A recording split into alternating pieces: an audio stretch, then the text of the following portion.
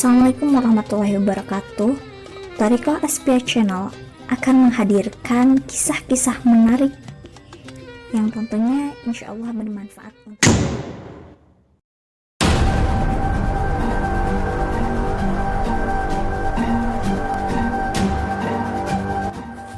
akhir-akhir ini kita umat Islam pada khususnya dan bangsa Indonesia pada umumnya tengah dihadapkan dengan problematika menyebarnya virus corona yang kini telah mengancam kesehatan bahkan nyawa seseorang. Yang kita tahu sampai saat ini belum ditemukan vaksin yang benar-benar mujarab untuk menangkal virus tersebut. Islam sebagai agama yang sempurna yang Allah turunkan sebagai rahmat bagi alam semesta senantiasa memberikan solusi dan jalan keluar dalam menyelesaikan berbagai problematika kehidupan di muka bumi ini. Lalu bagaimanakah pandangan Islam dalam menjawab problematika kehidupan yang penuh tanda tanya ini? Thariqah Aspia Channel akan mengangkat dua aspek yang harus kita perhatikan agar selamat dari bahaya dan wabah virus. Aspek yang pertama adalah aspek lahir. Aspek lahir yang harus kita jaga ini terdiri dari 3 hal. Yang pertama, senantiasa menjaga kesucian diri dengan berwudu adalah praktik umat Islam agar terhindar dari virus corona. Sebagaimana Nabi Shallallahu Alaihi Wasallam bersabda, barang siapa yang berwudu dalam keadaan masih suci, maka ditulis baginya 10 kebaikan.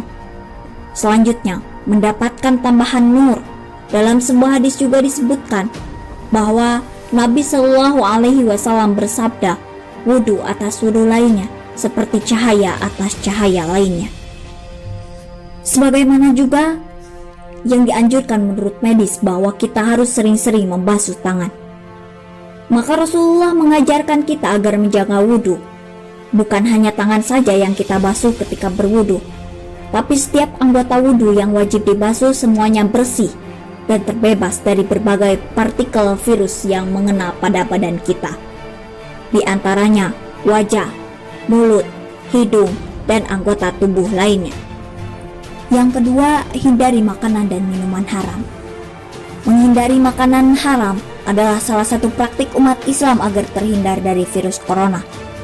Allah Subhanahu wa Ta'ala berfirman dalam Quran surat Al-Maidah ayat 3 yang artinya, diharamkan bagimu memakai bangkai, darah, daging babi, daging hewan yang disembelih atas nama selain Allah, yang tercekik, yang terpukul, yang jatuh, yang ditanduk, dan diterkam binatang buas, kecuali yang sempat kamu menyembelihnya. Dan diharamkan bagimu yang disembelih untuk berhala.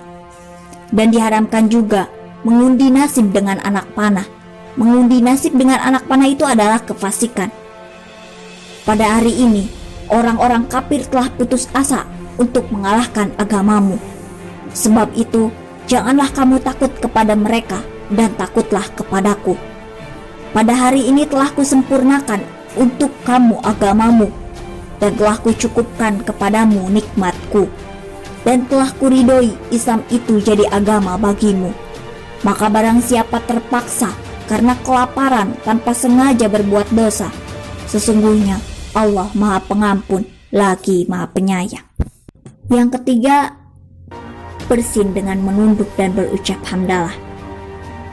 Sesuai dengan akhlak dan sunnah Rasulullah Shallallahu Alaihi Wasallam, apabila bersin sebaiknya menunduk, menutup mulut dan hidung, lalu ucapkan Alhamdulillah. Hal tersebut bisa mencegah penyebaran penyakit, sekaligus mendoakan.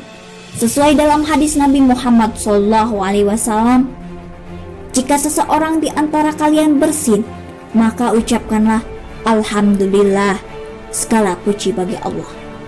Hendaklah saudaranya mengucapkan Yarhamukallah, semoga Allah merahmatimu.